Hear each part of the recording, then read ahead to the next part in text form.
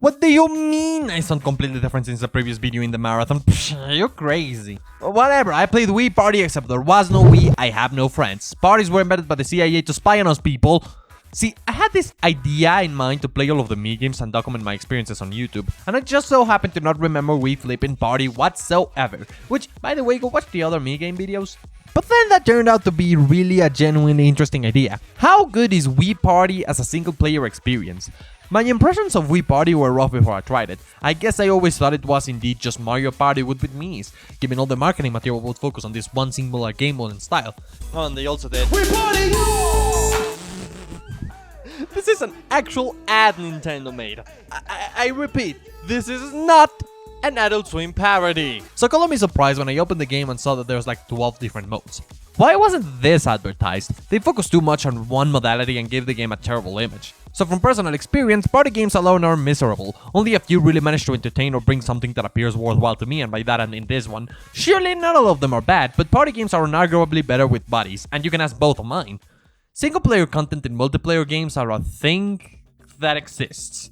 It's created to seem like the main thing, but in reality the primary focus is the multiplayer, cause that's what the people making the game intended originally design-wise. So they focus on that and shaft the single player, and that's why these experiences often end up feeling like luster. In all fairness, this is how they should do it. It's a multiplayer game, not a single-player game. In the case of Wii Party though, it's weird. There's only one real single-player mode, where you go on a minigame gauntlet against some pretty stupid artificial AI, which is fine if you're also stupid or if there's motion controls, less of the latter sadly, but the rest of the modes are multiplayer, though you can play some of them against the AI. So you grab some dice, you try to feel good as you do some silly poses while throwing them, but it isn't quite Wii Sports swordplay, and you get down to play against the hardest possible AI. And I gotta say, I'm surprised at how much fun I had while playing Wii Party single player. The modes I could play mostly all came down to a different main mechanic intertwined with the minigames. If you ride that with two eyes, it's fun. The minigames often decide different things about the actual gameplay turn, like play order, money earned, or yeah, basically those two, but you get to roll higher in one of the game modes. And despite being so simple, in almost every case you'll end up gaining an advantage based on how well you play the minigame. Very rarely did I feel like the minigame results didn't matter, like in those game modes where there's a roadblock to ensure the players don't go too far ahead. This is a feat in party games, as luck will almost always play a part, and it still does, but much less than you'd expect. Wii Party has 5 main gameplay modes and 3 2-player game modes, one as well as several challenge single-player game modes or ones based on simply playing minigames. The 5 main gameplay modes are honestly a blast. Board Game Island is a Mario Party-esque cut to the finish game where you can be sent to hell and you can also laugh at Freeze for eating shit. Globetrot is a board game where you have to reach certain areas before your opponents. This one is the most similar to Mario Party. Swap Meet is a puzzle game where you have to find the most efficient way to set up Mii's based on their shirt colors. Spin-Off is the absolute best, where everybody gets to roll a wheel to affect the bank and their own standing, with occasionally minigames that spread out the match's economy in a genuinely clever way. And Bingo, well it's just Bingo, you bimbo. But damn are these fun. Not like that, you need to add a little asterisk the size of the moon. See, there's a big trick to fashioning fun single-player experiences in multiplayer games for non-filthy casuals. Ew, disgusting. Look at them spending their time intelligently and not trying to make a career of playing video games for people on the internet. And that's in the difficulty. It was alright when I played Bingo on Board Game Island without big difficulty, but I can easily see them getting boring with more time simply because they are, be the first to do, these games. But when I turned this master mode on, I got my ass absolutely beaten to oblivion. To the point that I even got to send the rest of my body a postcard. As the French would say, je mange trouve merde, which roughly translates to I ate a lot of shit. These AA dudes play flawlessly. Some minigames they beat the default high score by a landslide, in other minigames they deliberately become aware of the code that measures AI difficulty and purposely UQ in a 50-50 chance, so you can't simply follow the AI whose role in the game is to be a good player. And in some minigames, well, they all just basically lose at the same time while you left the controller on the table and left to make yourself a sandwich. This elevates the gameplay experience for real. You stop throwing Fritz under the bus to make your own fun, and instead just absolutely marvel at how you can still kinda keep up with the most experienced players a computer can simulate. You play the thing, and they genuinely feel like they aren't dumber than Dumb and Dumber, because they make rational decisions while on the game board 90% of the time. So these guys being so absolutely superior to any human player makes up for the lack of real people in your life who actually care about you, and no, your wife who doesn't count. This doesn't mean that it's without its problems. The sad issue is that Nintendo wants you to have fun with their products, so they will try to awkwardly make you more likely to win. This means you get RNG situations where 2 AI characters will do the exact same play, or where quote-unquote Lady Luck decides to move you halfway across the board because you're a terrible strategist and Napoleon would be ashamed. One of the most obvious instances of this is whenever you gotta break a tie, the loser will almost always get a 1. And by almost always, I mean I can't recall a single time it didn't happen. So yes, it's clearly artificial, and though some minigames have the AI be aware of its artificiality, I think it overall makes for a better single-player experience. If I had to rank all the Mario Party-likes on the Wii from better to worse based on the single-player shenanigans, it would go something like, okay, I don't know any of these. But it certainly beats Totally Spice Totally Party, and you get it on my face, get it on my face, get it on my... Point is, it is only beaten by Mario Party 8, and that's because Mario Party 8 is actually Mario Party and has more inventive boards.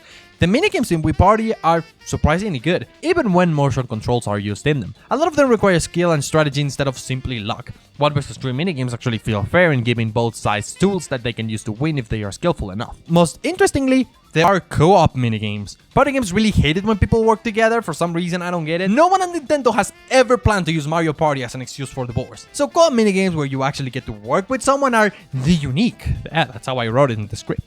But I also really managed to enjoy the other modes. There's a certain game mode where you go 1 vs 1 against someone else and you have to find the most matches of Miis who have the same shirt color. And I don't know why I like it so much, mostly maybe because I enjoy looking at Miis walking in mid-polygon places. Even though all the game modes are basically the same, you have a goal, do the minigame, win the advantage. Each of these modes have their own stuff to set them apart from each other. Who knows, maybe this is actually a detriment in multiplayer. You won't revisit the game modes you don't like, so having more things to pick off could be problematic. I can definitely say though, Wii Party for the Wii is a fun single player experience when you play against master level CPU. It's creative, inventive, and unique despite being a little less original than you'd expect. It simply gets a bad reputation because it was advertised as Mario Party with Miis, from the name to the gameplay. And honestly, it shouldn't give a damn about its reputation. It introduced the best Mii animals we've seen yet. I will kill for these sheep. They are my herd, not yours. You can't take them away. These are my children! Oof, yeah, I don't know what that was about. You wanna know what every Mii game includes? The other Wii Party. Wii Party U. Stop that, I hate being partied. I'm not partyable! Hey, as far as I know, I got monopoly on this topic. Danorate's got like 1 minute and 10 seconds on this. When I ain't this stupid, what can I expect? Exactly the same, but for the Wii U, I guess. Scratch that, I just noticed now that exactly the same and Wii U are synonyms. See, I appreciated the first party for what it did right. The color-coded confetti really brought an atmosphere, but it was truly the alcohol that really... Wait, what were we talking about? See, I appreciated the first party for what it did right. It wasn't the ideal hootenanny, it had some issues, but it's a perfectly passable experience in both single and multiplayer, which will be fun if you're playing in the right modes. So, how about you take everything the first party did right and just live what it did wrong? All the single-player challenges? Yep, now they are forcibly multiplayer. All the creative games with unique concepts? Yep, now they are boring as real-world table games. Co-op games? Yeah, remove them entirely. Each of the main gameplay offers from Party was done again, but worse. The Get to the Finish game now has more spaces to make it seem more infinite.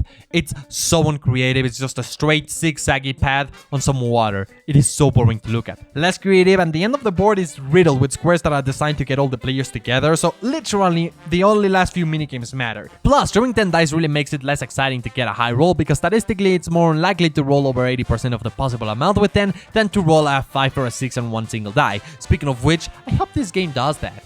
The other Mario Party mode is strictly multiplayer, so I can't even play it.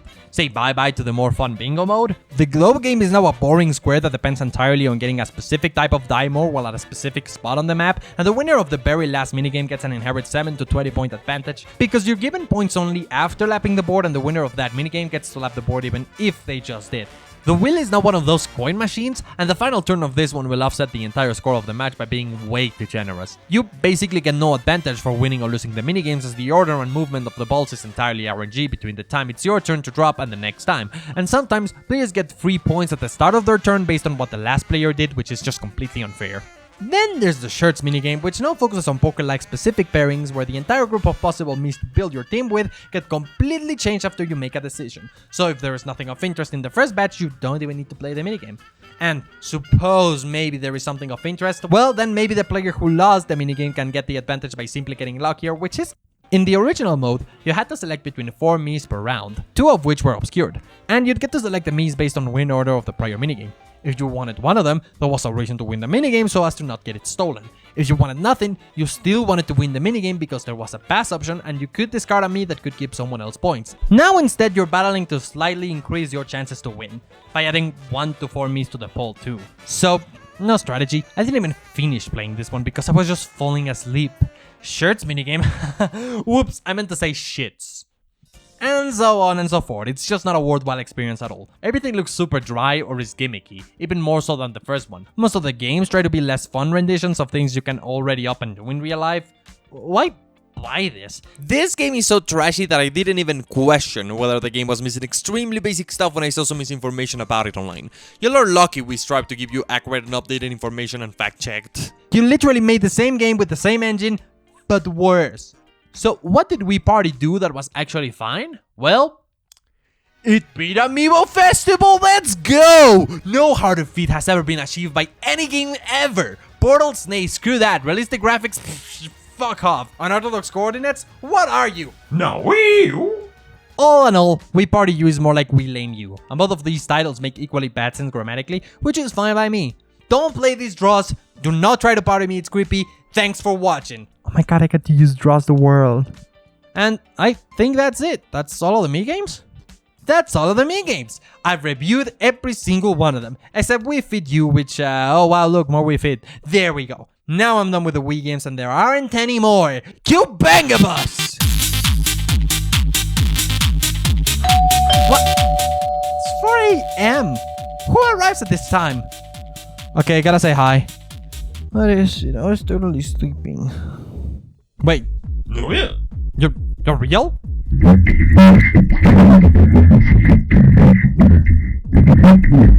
No. I thought I was done. Oh no, I didn't mean it like that. Oh god, you wouldn't ever do something that horrible to anyone.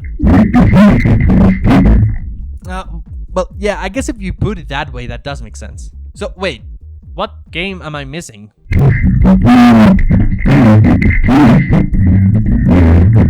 Fine, I get it. You'll send me the list on Discord later, no? But, where do I find these games?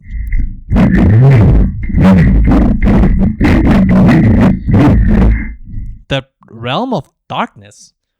Sure, do they have any good sushi places there?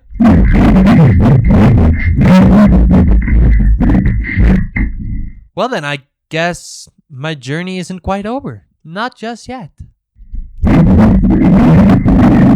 No, you cannot borrow my soul while I'm gone. What the fuck?